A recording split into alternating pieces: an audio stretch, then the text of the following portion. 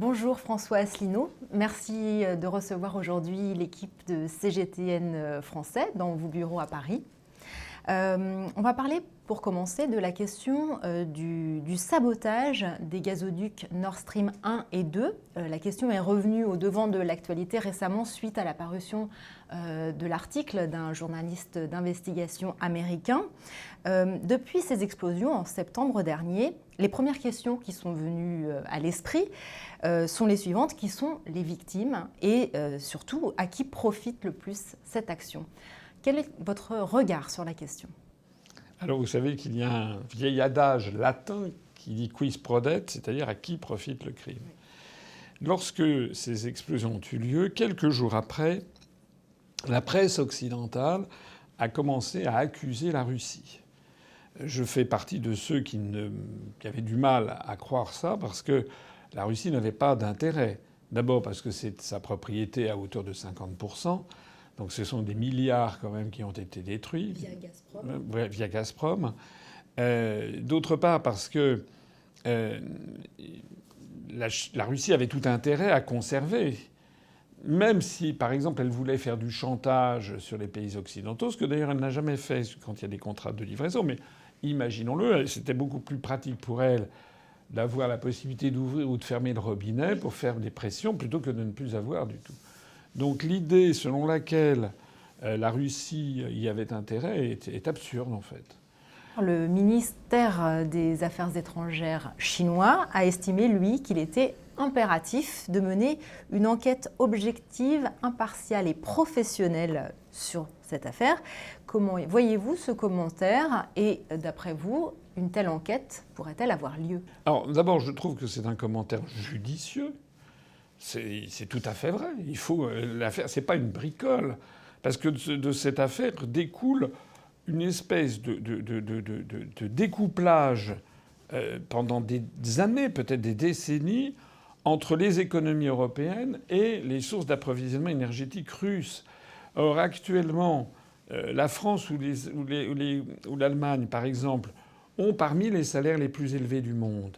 Parmi les charges sociales les plus élevées du monde qui pèsent sur les salaires, parmi les impôts les plus élevés du monde, parmi les contraintes environnementales les plus élevées du monde, et maintenant on va avoir l'énergie la plus élevée du monde.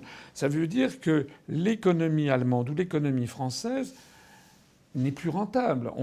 Les Allemands anticipent des centaines de milliers de fermetures d'entreprises qui, comme par ailleurs bénéficient de la libre circulation des mouvements de capitaux, peuvent aller s'installer ailleurs. Donc c'est une affaire d'une très très grande importance. À la limite, certains disent que les États-Unis, si c'est bien eux qui l'ont fait, ça leur permet de détruire tous leurs concurrents européens. Donc on ne peut pas ne laisser passer cette affaire. Et ça, c'est du point de vue économique, mais du point de vue politique, géopolitique et militaire, c'est évidemment d'une extrême gravité, puisque je rappelle que tous ces pays sont membres de l'OTAN. Bien. Et donc, si ce sont les États-Unis, je l'ai dit tout à l'heure, les États-Unis auraient commis un acte de guerre contre des pays de l'OTAN, c'est-à-dire qu'en vertu de l'article 5 du traité de 1949 sur l'Atlantique Nord, les autres États seraient fondés à s'unir pour faire la guerre aux États-Unis, si on prend la lecture de l'article 5. Alors, ce qui est très, très grave dans cette histoire, c'est que, si vous me le permettez, je trouve que ce qu'a dit le ministère chinois des Affaires étrangères est parfait et tout à fait justifié. Mais c'est tout à fait choquant, c'est même honteux que ce soit le ministère chinois qui le dise et que ce ne soit pas le ministère français ou le ministère allemand ou le ministère britannique. C'est-à-dire qu'on voit que c'est une marque d'asservissement, d'humiliation, de perte d'honneur même des pays européens.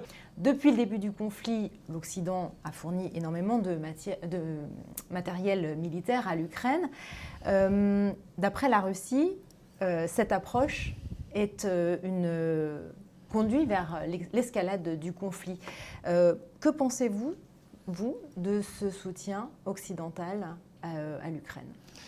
Si on se tient au narratif occidental, que tout commence le 24 février, on manque tout. Parce que la Russie apparaît comme l'agresseur. Voilà. Beaucoup de Français sont convaincus que la Russie est le pays agresseur. Voilà, parce qu'on leur cache ce qui a précédé. Je prends souvent l'exemple de de la France et de l'Angleterre, vous savez que c'est la France et l'Angleterre qui ont déclaré la guerre à Adolf Hitler le 3 septembre 1939. Mais en réalité, il y avait eu 6 ans et demi qui avaient précédé. Donc là, les États-Unis prennent appui sur ce narratif pour dire on va protéger la veuve et l'orphelin, on va protéger ce pays qui ne demandait rien et qui est agressé, on va lui envoyer beaucoup d'argent. Mais si on regarde maintenant, vu de Moscou, c'est la Russie qui a été agressée, non pas sur son propre territoire, mais par ces populations d'origine russe qui lui sont extrêmement attachées, que moi j'aurais tendance à comparer, pour l'histoire de France, avec les Français qui étaient installés en Algérie, par exemple, qu'on appelait les pieds noirs. Sauf que ce sont c'est comme des pieds noirs, mais où il n'y aurait plus d'arabes en Algérie. Voilà. Donc ces populations russophones, elles se tournent vers Moscou tout naturellement, surtout à partir de 2014, où le gouvernement ukrainien, conseillé par les États-Unis, a commencé à avoir une politique de discrimination ethnique et raciale à l'encontre des Russes, en interdisant la langue russe, etc.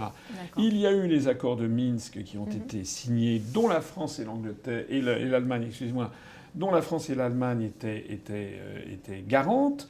Et ces accords de Minsk avaient pour vocation de forcer un accord de paix avec le gouvernement de Kiev qui reconnaissait une certaine forme d'autonomie et puis d'expression linguistique et culturelle spécifique dans les populations du Donbass. C'est ça qui a été fait.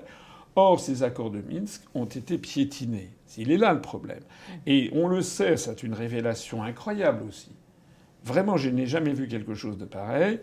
C'est une forme d'indignité de l'Allemagne et de la France. Madame Merkel a annoncé que les accords de Minsk, en fait, l'Allemagne, bien que garante, était là surtout pour permettre à l'Ukraine de commencer à s'armer contre la Russie. Et que l'Allemagne n'a jamais voulu faire respecter ces accords de Minsk. Et Mme Merkel a été confirmée par le président François Hollande de France. Ça veut dire que la parole de l'Allemagne et de la France sur ces sujets n'a plus de valeur. Donc tous ces arguments mis bout à bout montrent qu'en effet, la Russie peut légitimement s'être sentie agressée. Et le fait que les Américains et les pays de l'OTAN envoient constamment des armes va dans la même direction. Merci d'avoir partagé votre point de vue, François Asselineau, et merci à vous de nous avoir suivis.